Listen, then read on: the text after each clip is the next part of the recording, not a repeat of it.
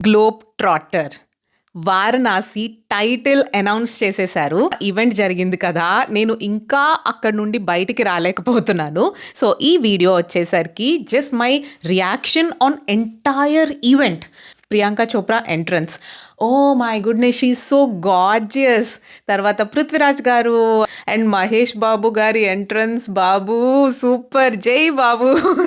Oh my God!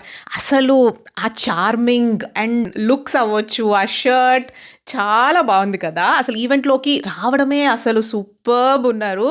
And తర్వాత సుమ గారు నిజంగా యాంకరింగ్ ఎంత బాగా చేశారో. అసలు ఆ మధ్యలో చాలా గ్లిచెస్ వచ్చినియి. అయినా కూడా మొత్తం క్రౌడ్ అందరిని కూడాను మేనేజ్ చేయడం దగ్గర నుంచి అండ్ ఆ గ్లిచెస్ వచ్చినప్పుడు స్పాంటేనియస్‌గా ఎవరితోనైనా మాట్లాడటం, క్రౌడ్‌ని ఎంగేజ్ చేయడం ఫ్యాబ్ అంటే ఫ్యాబ్ అసలు. అయినా రాజమౌళి గారు అసలు ఏంటండి ఈ ప్లానింగ్ ఏంటండి అసలు?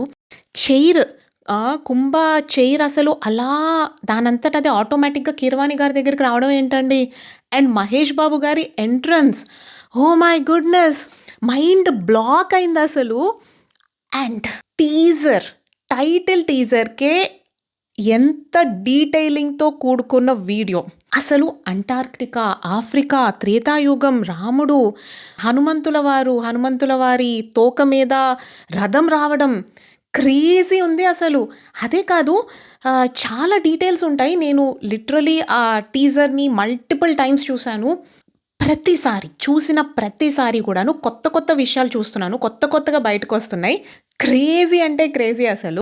నిజంగా హైప్ ఎట్లా ఎక్కిచ్చేశారంటే అసలు మామూలుగా ఎక్కించలేదు. 'RRR' తోటి అసలు వరల్డ్ సినిమా అండ్ ఆస్కార్ కూడా గెలుచుకున్నారు.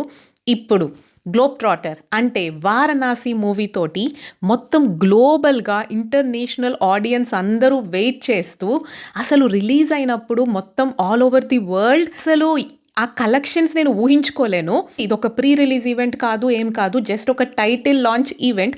అయినా కూడా the grandness of this event అదిరిపోయింది అంతే. నాకు ఇదంతా చెప్పాలనిపించింది. చాలా బాగా ఆర్గనైజ్ చేశారు. I'm very much excited waiting for the movie release. 2027 సమ్మర్‌లో వస్తుంది అంటున్నారు. అంటిల్ దెన్ తగలబెట్టేస్తాడు, మామూలుగా కాదు. మహేష్ బాబు గారు చెప్పినట్టు దిమ్మ తిరిగి మైండ్ బ్లాక్ అయిపోయింది అంతే. బాయ్, మళ్ళీ నెక్స్ట్ వీడియోలో కలుద్దాం.